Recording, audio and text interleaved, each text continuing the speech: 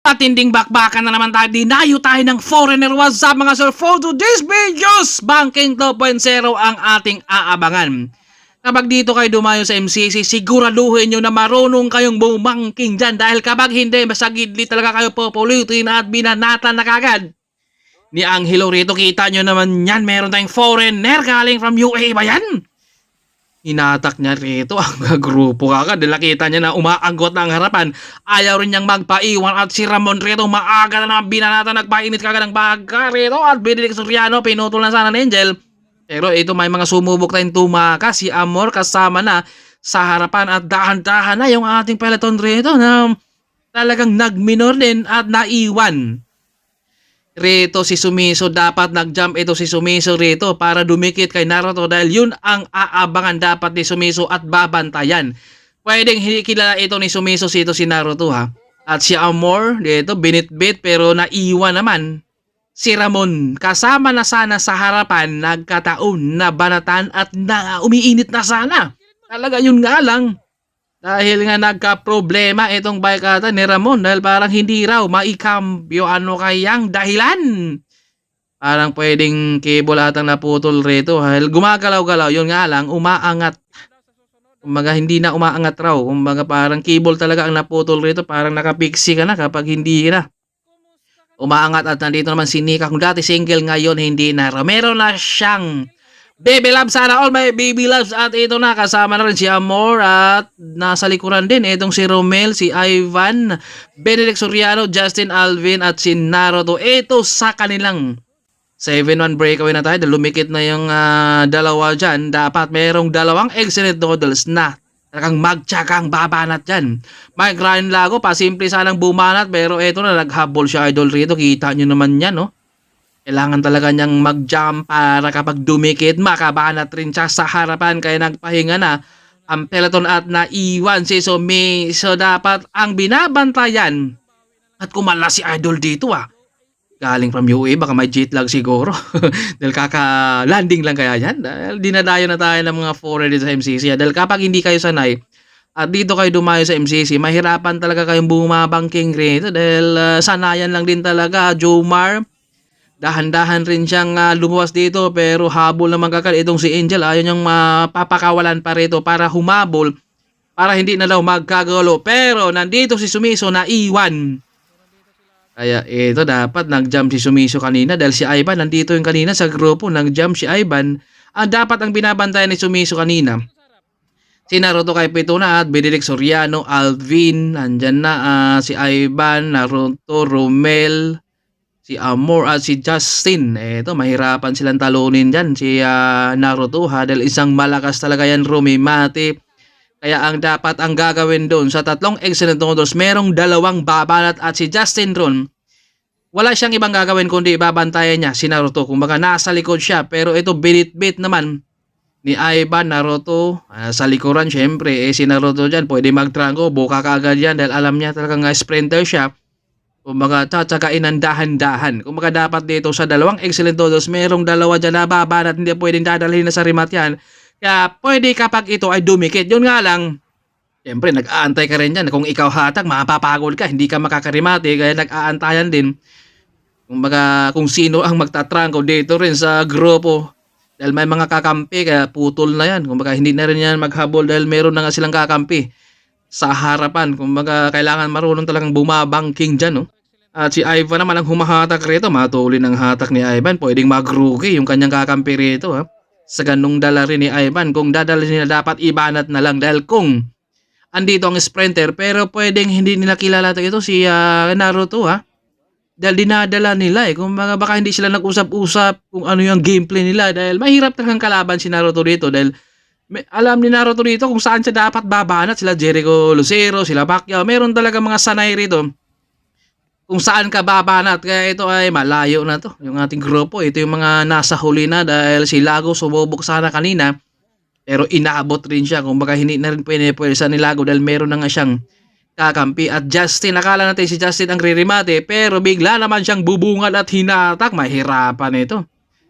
Makarimati pa dahil siyempre kapag haharap ka dyan, bawas na yung lakas mo at may binubulong Si Romel dito kay Naruto, pwede kayang malaman natin may kurpuhan kaya rito yung tatlo dahil nandito si Alvin ha, siyempre. Kumbaga tatlong excellent noodles ang kalaban nila ay ito. Kapag dumikit sana, pwede pa sana nandito si Sumisun, yun nga lang. Kapag isa lang ang hahandak dyan, hindi talaga didikit dahil marami ang nasa harapan. Ito rin si Trens ang umahatak. Magandang rematihan ng ating aabangan rito dahil mapapalaban ang tatlong excellent noodles kay Naruto. Sabi nga nila dito, may binubulong sila na isa raw laban sa marami. Pero may sumagot naman. Sikan raw ang paglalabanan dahil alam na nila kung sino ang mananalo doon sa breakaway dahil mahirap dalhang kalaban. Benedict Soriano, si Ivan, at bumalik dito si Ramon. Nakakalit na dito si Romel dahil di na daw pwede si Ramon. Yun nga lang, nasiraan lang siya. Ganoon talaga. Sila naman yung nakakaalam niyan.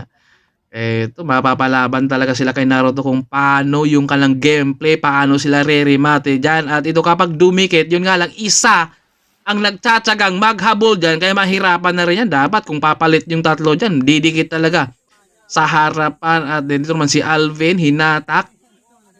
Ivan, pumalit. Kapag dadalhin na dito, dapat ibanat na lang yung dala nila. Dahil kung pagod sila sa pagtatrangko, mas lalong hindi sila makakarimate. Dapat ibanat na lang nila yung dala nila dahil alam natin na talagang malakas si Naruto rumimate. Pero pwedeng hindi nila kilala si Naruto. Kaya siguro dinadala nila Kaya pwedeng merong dalawa doon na babanat tsagain. At ito matuloy na yung hatak ni Ivan rito.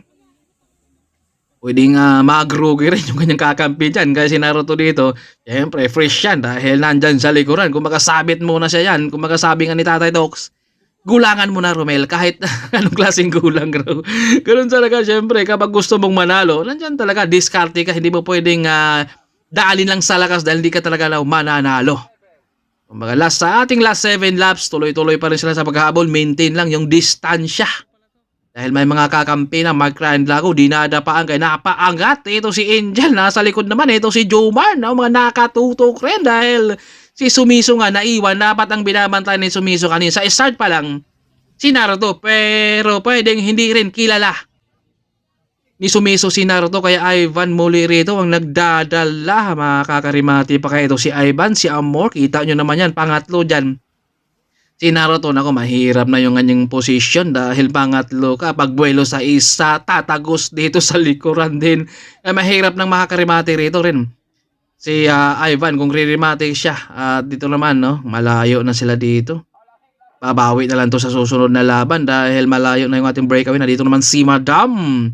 Dito na si Jomar, dinadapaan ang likuran, no, para yung hangin daw. Nakakaimakran lago ng ating Go for Gold. Ito, may iwas na sila dito. Si Romel, Justin ang bubungad rito.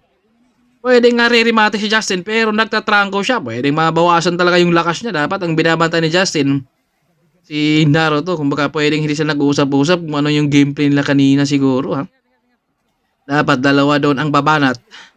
Mag-ubos dahil si Justin Tron ang re-remate rin.